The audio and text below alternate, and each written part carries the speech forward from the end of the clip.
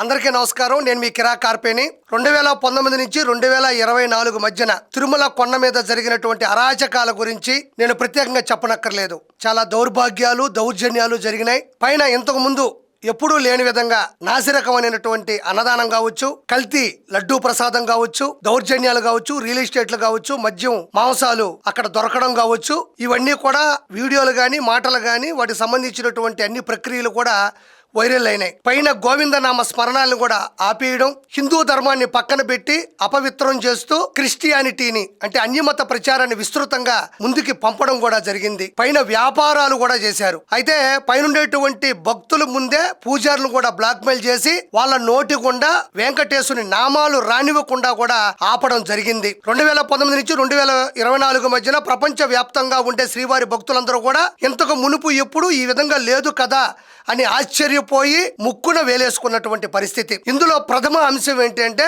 శ్రీవారి లడ్డూ ప్రసాదం శుచి, శుభ్రత, సువాసన, నాణ్యతలో ప్రపంచంలో మరెక్కడా దొరకని విధంగా, మరెక్కడా కూడా తయారీలో లేని విధంగా కూడా ఆ లడ్డూ మనకు అందుబాటులో ఉండేది. అయితే 2019 నుంచి 2024 మధ్యన జగన్మోహన్ రెడ్డి ఎప్పుడైతే ముఖ్యమంత్రి అయ్యాడో ఆయనకి ఉండేటువంటి వైవి సుబ్బారెడ్డి కానీ అతని పిఏగా ఉండేటువంటి కె చిన్న అప్పన్న వీళ్ళ ఆధ్వర్యంలో లడ్డూ ప్రసాదం అధఃపాతాళానికి వెళ్ళిందని చెప్పాలి. అయితే ఎందుకు ఇలా జరిగింది లడ్డూ ప్రసాదం? గతంలో కూడా నారా చంద్రబాబు నాయుడు గారు లడ్డూ ప్రసాదంలో కల్తీ నెయ్యిని కలిపారు అని చెప్పారు. దాని మీద వాళ్ళు ఎగిసిపడిన, ఎదురు ప్రశ్నలు వేసిన నారా చంద్రబాబు నాయుడు గారు సిబిఐ సిట్టు బృందాన్ని వెంటనే లడ్డూ ప్రసాదంలో నెయ్యి విషయంలో ఇన్వెస్టిగేషన్ టీమ్ ని దింపడం జరిగింది. వాళ్ళు వేగవంతంగా కూడా ఆ సిబిఐ సిట్టు బృందం అన్ని విధంగా పరిశీలించారు, పర్యవేక్షించారు. నిన్న 600 పేజీల ఛార్జ్ షీట్ ని కోర్టు ముందు సిబిఐ సిట్టు ప్రవేశపెట్టడం జరిగింది. షాక్ అయ్యేటువంటి నిజాలు బయటపడ్డాయి. 60 లక్షల కిలోల నెయ్యి సరఫరా చేశారు,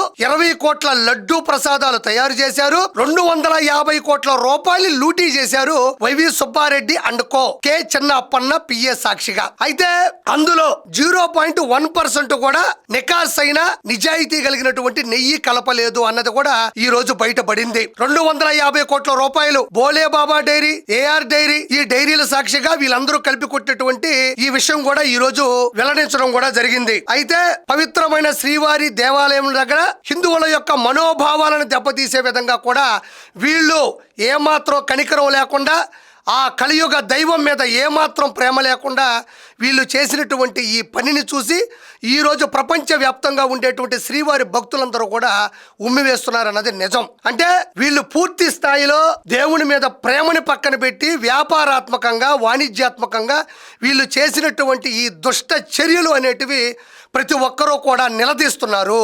దీనికి ఖచ్చితంగా రానున్న రోజుల్లో శిక్ష పడుతుంది. ఇందులో ఎంతమంది ఉన్నారు? బోమన కరుణాకర్ రెడ్డికి సంబంధించినటువంటి రిలేటివ్ హరినాథ్ రెడ్డి కూడా ఉన్నాడు, అక్యూజ్డ్ 31. అతనే వైకుంఠ ఏకాదశి నాడు తిరుపతిలో జరిగినటువంటి తొక్కిసలాటలో ప్రముఖ మొద్దాయి రెచ్చగొట్టింది, ప్లాన్ వేసింది, పూర్తి స్థాయిలో అలజడి సృష్టించినటువంటి హరినాథ్ రెడ్డి కూడా ఇందులో ముందు స్థాయిలో ఉన్నాడనేది నేను మనస్ఫూర్తిగా తెలియజేస్తున్నాను. అయితే ఇందులో నారా చంద్రబాబు నాయుడు గారు చెప్పినటువంటి ప్రతి అంశం కూడా ఆ రోజుల్లో వాళ్ళు కావాలనే చెప్పాడు, ఇలా చెప్పడం తప్పు, ఆధారాలు ఉన్నాయా నిర్ధారించుకొని చెప్పాలి, నిరూపణలు ఉన్నాయా అని నారా చంద్రబాబు నాయుడు గురించి ప్రశ్నించినటువంటి పరిస్థితి ఆ రోజుల్లో ఉంది.